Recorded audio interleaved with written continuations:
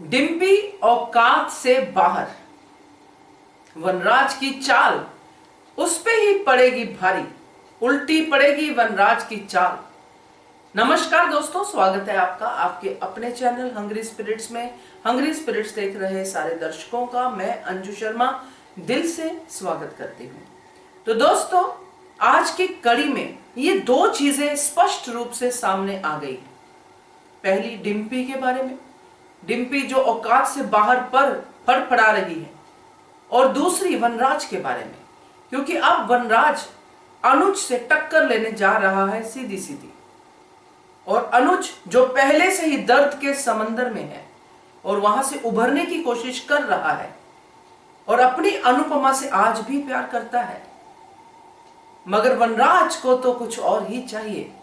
इसीलिए मैंने कहा कि अनुज जो है वनराज की चाल का उल्टा ही जवाब देगा, बल्कि तमाचा मारेगा वनराज के मुंह पे एक ना एक दिन। चर्चा करते हैं। पहले वही निवेदन, जिन्होंने अभी तक चैनल को सब्सक्राइब नहीं किया है कृपया कर लीजिए। साथ में दोस्तों बेल आइकन दबाइएगा ताकि आपको हमारे वीडियोस के नोटिफिकेशन मिलते रहें। तो दोस्तों, आज की कड़ी शुरू हुई एकेडमी से, जहां पे अनुपमा ने अपना जीवन, अपना करियर शुरू किया था। वो एकेडमी जहां पे अनुज अनुपमा के साथ एंटर हुए थे, वो सब यादें अनुज के साथ की अनुपमा को आती ही रहेंगी और आई हैं आज की कड़ी में भी। मगर कुछ लोग हैं जो इन बातों से खुश ही नहीं हैं। कुछ लोग हैं जिनको अनुपमा और अनुज के दुख में अपना सुख दिख रहा है, और उस लिस्ट में डिम्पी शामिल हो गई है। वेरी सैड मगर ट्रू।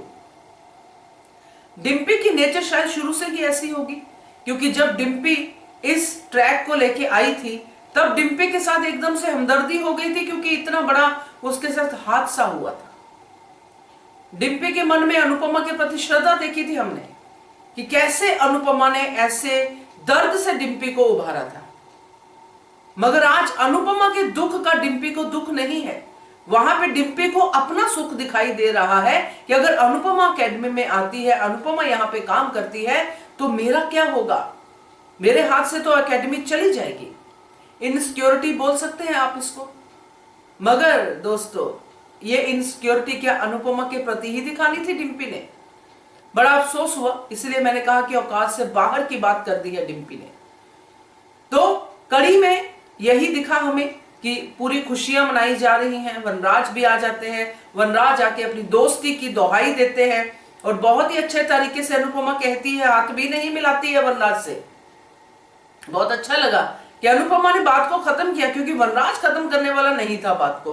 वनराज तो आगे डायलॉग की पूरी लिस्ट तैयार करके आया होगा कि ये डायलॉग बोलूंगा, मुझे तो अनुपमा की दोस्ती चाहिए ही चाहिए। सोच के देखिए दोस्तों, ऐसे लोग कितने खतरनाक होते हैं, जो कहते कुछ और है और सोचते कुछ और है। कितने धोखेबाज होते हैं। सच में डर लगता है ऐसे लोगों से। ऐसे लोगों को जब देखते हैं तो विश्वास से ही विश्वास उठ जाता है। खैर, धारावाहिक में दिखाया जा रहा है तो इससे हमें सीखना चाहिए, बल्कि संभल के रहना चाहिए। तो वनराज से दोस्ती अनुपमा की फाइनल होगी। अनुपमा ने कह दिया कि चलिए देखते हैं। मगर उसके बाद डिम्पी जो रिएक्ट कर रही है, उसको अच्छा ही नहीं लग रहा है कि अनुपमा एकेडमी में है। उसको अच्छा ही नहीं लग रहा है कि अनुपमा ये कर रही है, अनुपमा वो कर रही है, क्योंकि दिमाग में बात बैठ गई है जो वर्षा ने कही है। तो डिम्पी का ये रिएक्शन बिल्कुल जायज नहीं है। समर, केंजल, पाखी ये सब देख रहे हैं। तोशु की मैं बात नहीं करूंगी, क्योंकि तोशु भी वनराज की तरह कुछ अलग ही थॉट रखता है। तोशु यहां पे बैलेंस शीट संभालने की बात कर रहा है, तो देखते हैं क्या करता है तोशु। मगर यहां पे दूसरी तरफ अधिक, जिसको बरखा फिर से भड़का रही है और दिखा रही है कि देखो अनुपमा तो खुश है, मूव ऑन कर गई है, उसने भी अपना बिजनेस संभाल लिया है। शर्म नहीं आती है बरखा को? अगर बिजनेस ही संभालना होता तो तुम लोगों को घर से बाहर निकालती और उसकी जो बराबर की पावर ऑफ अटॉर्नी में हक है वो लेती और बिजनेस संभालती। ये बातें अधिक को सोचनी चाहिए। मगर वो मूव ऑन हुई है अपने करियर को अपने दम पे खड़ा करने के लिए, ना कि किसी और के हिस्से को दबाने के लिए, जैसे कि बरखा कर रही है और डिम्पी कर रही है। किसी के चलते हुए कारोबार में अगर आप सहाय होते हो, वो आपको सहारा देता है, आपको बोलता है कि थोड़े दिनों के लिए मेरी जो काम को संभालिए, और उस काम से आपको वेजेस मिलते हैं। क्या बरखा को इस घर में रहना, पैसे मिलना, मेंटेन करना इतना अच्छा अपना स्टैंडर्ड, क्या इसके पैसे नहीं मिले अनुज के काम से? तो क्या जो सैलरी पर्सन जितने भी होते हैं, जो भी काम करते हैं कॉर्पोरेट ऑफिसेज में, सब लोग यही सोचेंगे कि हमने संभाला है भाई, हम इसके मालिक हैं? ये बात ना तो बरखा समझ रही है ना ही डिम्पी, क्योंकि ये समझना ही नहीं चाहती हैं, क्योंकि इनको लगता है कि ये गए तो बस अब कब्जा। तो बरखा के चेहरे पे जिसकी मैं बात कर रही थी, वो अधिक को संभाल रही है, समझा रही है, मगर उसके चेहरे पे एक डर भी है कि अनुपमा वापस आ गई है।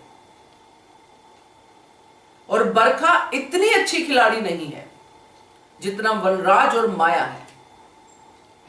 तो बरखा का तो खैर आगे जो भी होगा वो देखेंगे, मगर इस तरफ जो वनराज गायब हुआ है कि मैं जा रहा हूं, जब उसने एकेडमी में कहा था कि मैं जा रहा हूं, तभी मुझे लगा कि ये तो मुंबई ही जाएगा और कहीं जाना है नहीं इसको।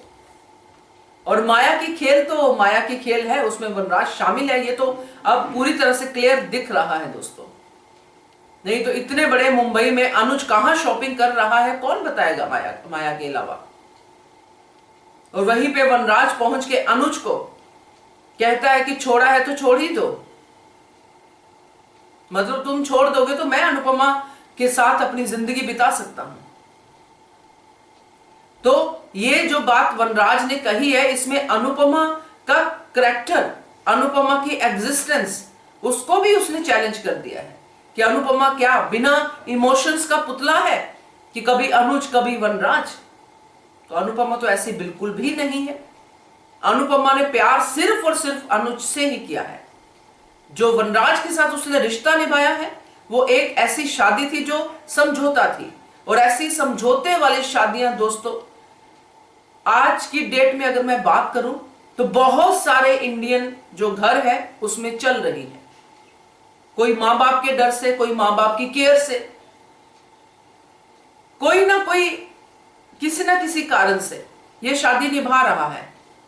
प्यार है नहीं है डाउट है, शारीरिक संबंध तो दोस्तों हो ही जाते हैं, पति पत्नी है तो ये चीजें होती हैं। और ये इसमें मैं डिटेल में नहीं जाना चाहूंगी, सब औरतें समझती हैं कि कैसे ये समझौते वाली शादियां चलती हैं।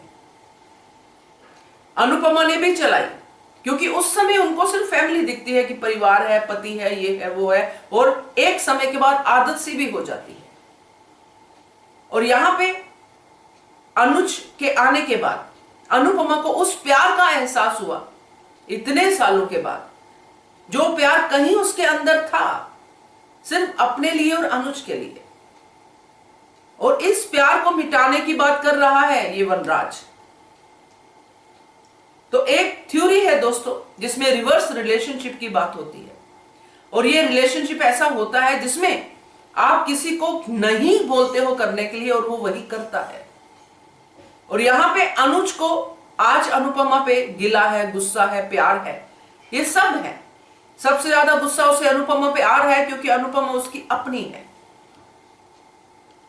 तो जब वो देखेगा कि वनराज जैसा गिद्ध फिर से अनुपमा पे अपनी नजर गड़ाए बैठ गया है, तो क्या अनुज को समझ में नहीं आएगा? जब वो वीडियो दिखाएगा जो भी अपने तैयारी करके गया है, तो क्या अनुज को यह बात समझ में नहीं आएगी? आज नहीं आएगी, कल नहीं आएगी, परसों तो आएगी। क्योंकि जो प्यार रगों में बसा हुआ है दोस्तों, उस प्यार को नकारा नहीं जा सकता। वो प्यार उबाल खाएगा ही खाएगा, और अनुज को अनुपमा की चिंता होगी ही होगी। और अनुपमा को अनुज भी अच्छी तरह से जानते हैं। एक टाइम में हम सब नाराज थे अनुज से, मगर आज अनुज की जो हालत है वो हालत अब वो इंप्रूव हो रही है। अब वो छोटी को शायद अपनी तरफ खींच पाए, क्योंकि अभी तक माया ने छोटी को अनुज के साथ अकेले मिलने नहीं दिया है दोस्तों। माया अपना खेल खेल रही है, वनराज अपना खेल खेल रहे हैं, डिम्पी अपनी औकात को भूल गई है, मगर इस सब के बीच में एक सुपर पावर है कान्हा जी की। जो सच्चे लोगों के साथ होती है दोस्तों, जो अनुपमा के साथ है, अनुज के साथ है, वो सुपर पावर इनके आगे की जो भी परते आंखों के आगे लोगों ने डाल दी है उसको एक एक करके निकालेगी, खास करके अनुज की आंखों से। और अनुज फिर से उसी फॉर्म में आएंगे दोस्तों, और ये दोनों फिर से एक होंगे। मैं बार बार आपको कह रही हूं, क्योंकि ये होना ही है, ये धारावाहिक का ये सबसे बड़ा पॉइंट है। इस मिलन को होना ही है, और ये मिलन आसानी से नहीं होगा, ये भी पॉइंट है। तो ये सब जो नेगेटिव फोर्सेस घूम रही है ना, ये बहुत दिनों की मेहमान नहीं है दोस्तों। देखते हैं कब होता है, मगर होगा जरूर। क्या कहना है आपका इसके बारे में कमेंट करके बताइएगा। देखते रहिए channel Hungry Spirits. Thank you so much. Subscribe to our channel by clicking the subscribe button. Click the bell button and enjoy the latest uploads from our channel.